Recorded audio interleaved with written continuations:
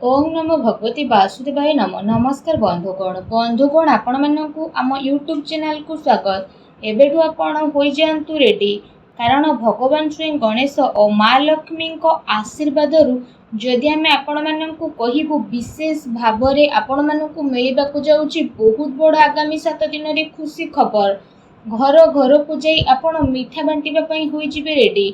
जदि कहबा ए 7 दिन समय रे भगवान श्री गणेश आउ माँ लक्ष्मी को आशीर्वाद बहुत ही भल समय रहिबाकु जाउची। आज केवल नसीबवान रह ए वीडियो को ही आपण माने देखि पारिबे। बहुत ही महत्वपूर्ण वीडियो आपण मानक पई रहिबो। आपण मानक कहबो कि ए 7 दिन रे रिद्धि सिद्धिदाता भगवान श्री गणेश को आशीर्वाद गजकेशरी जोगर मध्य निर्माण हेबो। आउ एहा सहित धनर देवी माता लक्ष्मी को कृपारु महालक्ष्मी जोग, धन जोग एवं 2टी राजयोगर मध्य विशेष भाव निर्माण हेबो, जहा द्वारा ए 7 दिन समय आपणक पई बहुत ही भल दिन साब्यस्त हेबो। प्रतिटी घर को जाइके आपणक मिठा बांटिबा पई पड़िबो। विशेष भाव ए खुशी खबर आपणक प्राप्त हेबाकु जाउछि। भगवान श्री गणेश माता लक्ष्मी को आशीर्वाद ए 7 दिन रे अनेक प्रकार लाभ, धन लाभ, बड़ बड़ खुशी खबर एवं अनेक सारा लाभ आपणक प्राप्त हेबो, जहाद्वारा आपणकर संपूर्ण जीवन बदली जीव। से खुशी खबर कौन आसतु जानिबा, सेतिपई वीडियो को पूरा शेष पर्यंत देखंतु। आ शेष रे वीडियो को निहाती भाबरे देखंतु। वीडियो को आदौ भी मिस करंतु नाही, कारण ए वीडियो आपण मानक पई बहुत ही महत्वपूर्ण रहिबो। ए वीडियो रे आपणक पई आगामी 7 दिन रो संपूर्ण विषय रे सठिक राशिफल मु आपण मानक पई नै करी आसीछि। तेणु वीडियो शेष पर्यंत निश्चिंत भाबरे देखंतु। या पूर्वरु कहिबी भगवान श्री गणेश माता लक्ष्मी सच्चा भक्त होइतिले वीडियो को लाइक करंतु। कमेंट बॉक्स रे जय श्री गणेश, जय माँ लक्ष्मी बोली अवश्य लिखंतु, जहाद्वारा आपणकर सब मनोकामना पूर्ण हेबो। आसंतु जानिबा केमिति रहइबो आपणक पई भगवान श्री गणेश माता लक्ष्मी आशीर्वाद आगामी ए 7 दिन विशेष भाव स्थिति। जदि विशेष भाव में आम आपको कहबू आपणक पई भगवान श्री गणेश माता लक्ष्मी आशीर्वाद ए दिन बहुत ही भल दिन रहिबाकु जाउछि, जहाद्वारा आपणकर सबु दुख कष्ट दूर होई जिवो। परिवार रे धन दौलत सुख समृद्धि मध्य बढ़िबो एवं जीवन साथी प्रेम संबंध आहुरी अधिक मजबूत हेबो। आपण समस्तक पई ए समय बहुत ही शुभ समय चालू अछि। आपण समस्तक पई जदि कहबा नुआ चाकरी मिलिबार विशेष रूप रे जोग मिलुछि। अचानक धन रे वृद्धि हेबो। आर्थिक पक्ष मध्य काफी मजबूत हेबार ए दिन रे विशेष भाव रे आपणक पई नजर आसुछि। जहा चाहिबे से सबु आपणक विशेष भाव रे ए सबु दिन रे प्राप्त मध्य हेबो। मानसिक भाव रे आपण खुशी मध्य अनुभव करिवे। प्रतिटी स्थिति आपणको मिलिबो। अटकी थिबा कार्य मध्य आपणकर पूरा हेबार जोग बनुछि। आपणक योग्यता एवं प्रतिभा करी लोकंक सामना को आसीबो। ता सहित आज आपणको विशेष रूप रे विजय प्राप्त हेबो। आपण आपणक दिन चर्या रे नेकी आगो को बढ़िबे, जहा द्वारा आपणकर व्यक्तित्व रे आश्चर्यजनक निखार मध्य देखिबाकू मिलिबो।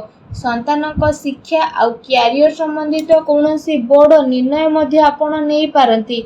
विद्यार्थी को पाठपढ़ा आउ क्यारियर संबंधित समस्यार समाधान होई जिवो, जहा द्वारा सबुथिरु आपणको खुशी मिलिबो। आपण आपणकर कौशल क्षमतार भरपूर व्यवहार करंतु। बड़ वृद्ध लोकंकर आशीर्वाद आउ कृपा मध्य आपणको ऊपर बनी रहिबो। स्वास्थ्य रे सुधार आसीबा कारणरु आपण निज भितरे गोटे नुआ ऊर्जा को मध्य अनुभव करिवे। आ पूरा आत्मविश्वास सहित निजर कार्य प्रति ध्यान देबा आरंभ करिवे। कौनसी संपर्कियों को संबंधित कौनसी शुभ समाचार मिलबार मन प्रफुल्ल रहिबो। ता सहित जदि कहिबा आपण व्यवहार कौशल नजर आसीबे। आपण बुद्धिमत्ता होशियारी रे सब कार्य को मध्य करि नेबे, जहा द्वारा आपण को काफी खुशी रे मध्य अनुभव होई जिवो। आसंतु जानिबा आपणक पई कोन नेगेटिव रहिबो। जदि कहिबा सामाजिक मान सम्मान प्राप्त हेबार संभावना मध्य रहिछि। सेथिपई कौनसी भी कार्य को स्थिरता और गंभीरता पूर्वक नियंतु, जहा द्वारा आपणक सफलता और सम्मान मध्य प्राप्त हेबो। एहा सहित अति संपर्कियों सह संबंध खराब हेबार स्थिति रहिछि। धन संचित करिवार प्रयास आपणकर विफल हेबो, तेणु सावधान रुहंतु। ता सहित आर्थिक मामला रे सावधान बनिबार अति आवश्यकता रहिछि। भाई द्वारा संपत्ति बंटवार संबंधित किछि स्थिति मध्य आपणकर आसी पारे। आपसिक संबंध को बिगाड़ंतु नहीं। युवा वर्ग निजर क्यारियर्स रे कौनसी प्रकार समझौता आपण करंतु नहीं। ता सहित आपणको आपणको क्रोध आउ आक्रोश उपरे काबू रखिबाको पड़िबो। केते थर तरतर आउ उत्साह रे बना जाइथिबा खेल मध्य आपणकर बिगिड़ी पारे, जोंथि पई परिवारर सुख शांति मध्य प्रभावित हेबो। निजर लक्ष्य प्रति कड़ा नजर रखिबा आपणको पई अति आवश्यक रहिछि। ଏହା ସହିତ ଅଜଣା ଆଉ ଅପରିଚିତ ବ୍ୟକ୍ତିଙ୍କ ଦ୍ୱାରା ବ୍ୟବହାରରେ ଲେଣଦେଣ ସାବଧାନତା ରଖନ୍ତୁ। ଆପଣ କୌଣସି ଷଡ଼ଯନ୍ତ୍ରର ଶିକାର ମଧ୍ୟ ହୋଇପାରନ୍ତି। ସେଥିପାଇଁ ଠିକ୍ ଏହା ରହିବ କି ଆପଣ ଖରାପ ଲୋକଙ୍କ ସଙ୍ଗତିରୁ ଦୂରେଇକି ରୁହନ୍ତୁ। ବଡ଼ ଲୋକଙ୍କର ସ୍ୱାସ୍ଥ୍ୟରେ ଆପଣଙ୍କୁ ଧ୍ୟାନ ରଖିବାର ଅତି ଆବଶ୍ୟକତା ରହିଛି। ତା ସହିତ ବ୍ୟର୍ଥ କାର୍ଯ୍ୟରେ ଧନ ଖର୍ଚ୍ଚ ହେବାର ପ୍ରବଳ ଯୋଗ ମଧ୍ୟ ଆପଣଙ୍କ ପାଇଁ ବନୁଛି। ଭୂମି ଏବଂ ବାହନକୁ ନେଇ କୌଣସି ବଡ଼ ଧରଣର କରଜ ମଧ୍ୟ କରିପାରନ୍ତି। ସେଥିପାଇଁ ନିଜର ଆର୍ଥିକ ସ୍ଥିତିକୁ ଧ୍ୟାନରେ ରଖିକି କିଣାକିଣି ସମ୍ବନ୍ଧିତ ଆପଣ ଯୋଜନା ବନାନ୍ତୁ। ଏହା ଆପଣଙ୍କ ପାଇଁ ବହୁତ ଭଲ ରହିବ। ଆସନ୍ତୁ ଜାଣିବା ଆପଣଙ୍କର ଲଭ୍ ଲାଇଫ୍ କିପରି ରହିବ। ଦାମ୍ପତ୍ୟ ଜୀବନକୁ ନେଇକି ସ୍ଥିତି ଆପଣଙ୍କର କାଫି ଭଲ ରହିବ। ଜୀବନ ସାଥୀଙ୍କ ସହ ମଧୁର ସମ୍ବନ୍ଧ ହେବା ସହିତ ଆପଣଙ୍କୁ ତାଙ୍କର ସହଯୋଗ ମଧ୍ୟ ପ୍ରାପ୍ତ ହୋଇଯିବ। ଘର ପରିବାରର ସୁଖ ସୁବିଧା ପ୍ରତି ଆପଣଙ୍କର ପ୍ରାଥମିକତା ମଧ୍ୟ ରହିବ। ପତି ପତ୍ନୀଙ୍କ ଭିତରେ ସମ୍ବନ୍ଧ ମଧ୍ୟ ମଧୁର ରହିବ। କିନ୍ତୁ ସନ୍ତାନଙ୍କର କିଛି ଜିଦ୍ଦିପଣ ବା ନକାରାତ୍ମକ ରବୈୟା ଆପଣଙ୍କ ଚିନ୍ତାର କାରଣ ମଧ୍ୟ ବନିପାରେ। ଆସନ୍ତୁ ଜାଣିବା ଆପଣଙ୍କ ବ୍ୟବସାୟ ଆଉ କ୍ୟାରିୟର କିପରି ରହିବ। ବ୍ୟାପାରର ବିସ୍ତାରତା ସମ୍ବନ୍ଧିତ ନୂଆ ସମ୍ଭାବନା ଉପରେ ଆପଣଙ୍କର ବିଚାର ହେବ। ନିଜର ପୂରା ଜୋସ୍ ମାର୍କେଟିଂ ତଥା ନିଜର ପ୍ରଡକ୍ଟର ପ୍ରମୋସନରେ ଲଗେଇବେ। ଚାକିରି କରୁଥିବା ବ୍ୟକ୍ତିମାନେ ଆପଣଙ୍କ କାର୍ଯ୍ୟରେ ସନ୍ତୁଷ୍ଟ ରହିବେ ଆଉ ସହକର୍ମୀଙ୍କର ଆପଣଙ୍କୁ ପୂରା ସହଯୋଗ ପ୍ରାପ୍ତ ହେବ।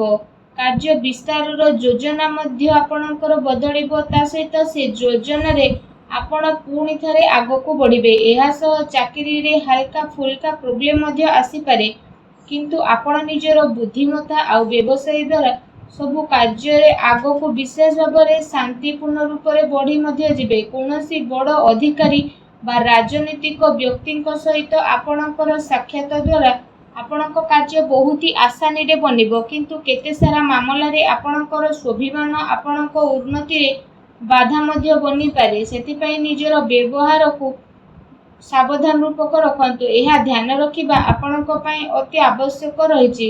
ଆପଣଙ୍କର କୌଣସି ମହତ୍ତ୍ୱପୂର୍ଣ୍ଣ ବ୍ୟବସାୟିକ ଗତିବିଧି ମଧ୍ୟ ଲିକ୍ ହୋଇପାରେ। କର୍ମଚାରୀଙ୍କର ଗତିବିଧିରେ ଆପଣ ନଜର ରଖନ୍ତୁ ଏବଂ ଶୀଘ୍ର ହିଁ ସ୍ଥିତି ଆପଣଙ୍କର କାବୁରେ ଆସିଯିବ। ସେଥିପାଇଁ ଆପଣ ପୂରା ଜୋସ୍ରେ ସହିତ ନିଜର କାର୍ଯ୍ୟ ପ୍ରତି ଏକାଗ୍ର ଚିତ୍ତ ରୁହନ୍ତୁ। ଆସନ୍ତୁ ଜାଣିବା ଆପଣଙ୍କର ସ୍ୱାସ୍ଥ୍ୟ କିପରି ରହିବ। ଯଦି କହିବା ଅତ୍ୟଧିକ ପରିଶ୍ରମ କାରଣରୁ ଥକାପଣ ଏବଂ କଷ୍ଟ ଭଳି କିଛି ସମସ୍ୟା ଆପଣଙ୍କର ଉତ୍ପନ୍ନ ହୋଇପାରେ।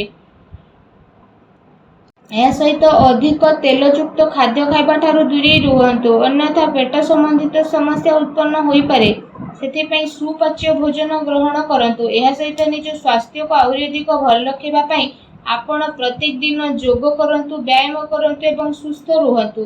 ଆସନ୍ତୁ ଆପଣଙ୍କ ପାଇଁ କ'ଣ ବିଶେଷ ଉପାୟ ରହିଛି ଏ ଦିନରେ ବିଶେଷ ଭାବରେ ଜାଣିବା। ଏ ଦିନରେ ଆପଣ ସ୍ନାନ ଆଦି ବିଶେଷ ଭାବରେ କରିସାରିବା ପରେ ଗୋଟେ ମୁଠା ଅଖଣ୍ଡ ଚାଉଳ ନିଅନ୍ତୁ। ବିଶେଷ ଭାବରେ ଯେଉଁ ଚାଉଳ ଆପଣ ନେଇଛନ୍ତି ତ ସେ ଚାଉଳ ଯେମିତି ଭାଙ୍ଗି ନଥିବ, ସେ ଚାଉଳ ଅଖଣ୍ଡିତ ଚାଉଳକୁ ଆପଣ ନିଅନ୍ତୁ ଏବଂ ସେ ଚାଉଳକୁ ନେଇକି ଆପଣ କ'ଣ କରିବେ ନା ବିଶେଷ ଭାବରେ ସ୍ନାନ କରିସାରିବା ପରେ ଗୋଟେ ମୁଠା ଚାଉଳକୁ ତ ନେବେ, ତାପରେ ଆପଣ ସେ ଗୋଟେ ମୁଠା ଚାଉଳକୁ ମା ଲକ୍ଷ୍ମୀଙ୍କୁ ସ୍ମରଣ କରିକି ପ୍ରବାହିତ ଜଳରେ ଭସେଇ ଦିଅନ୍ତୁ ଏବଂ ଏହା ସହିତ ନିଜର ମନୋକାମନା ମଧ୍ୟ ମାଗନ୍ତୁ। ଏପରି କରିବା ଦ୍ୱାରା ମା ଲକ୍ଷ୍ମୀ ବହୁତ ଶୀଘ୍ର ପ୍ରସନ୍ନ ହେବେ ଏବଂ ଆପଣଙ୍କର ସମସ୍ତ କଷ୍ଟକୁ ମଧ୍ୟ ଦୂର କରିବେ। ଯାହା ବି ଆପଣଙ୍କ ଜୀବନରେ ଧନ ସମ୍ବନ୍ଧିତ ପ୍ରୋବ୍ଲେମ ଥିଲା, ସବୁ ପ୍ରୋବ୍ଲେମର ଅନ୍ତ ହେବ ଏବଂ ଏପରି କରିବା ଦ୍ୱାରା ଆପଣଙ୍କୁ ଶୀଘ୍ର ହିଁ ବିଶେଷ ଭାବରେ ଲାଭ ପ୍ରାପ୍ତି ହେବ। ମା ଲକ୍ଷ୍ମୀଙ୍କ ଆଶୀର୍ବାଦ ଆପଣଙ୍କୁ ପ୍ରାପ୍ତ ହେଉ। ସଚ୍ଚା ଦିଲରେ ଜୟ ମା ଲକ୍ଷ୍ମୀ ଅବଶ୍ୟ ଲେଖନ୍ତୁ ଏବଂ ଭିଡ଼ିଓକୁ ଲାଇକ୍ କରିବା ପାଇଁ ଆପଣମାନେ ଆଦୌ ବି ଭୁଲନ୍ତୁ ନାହିଁ। ଧନ୍ୟବାଦ।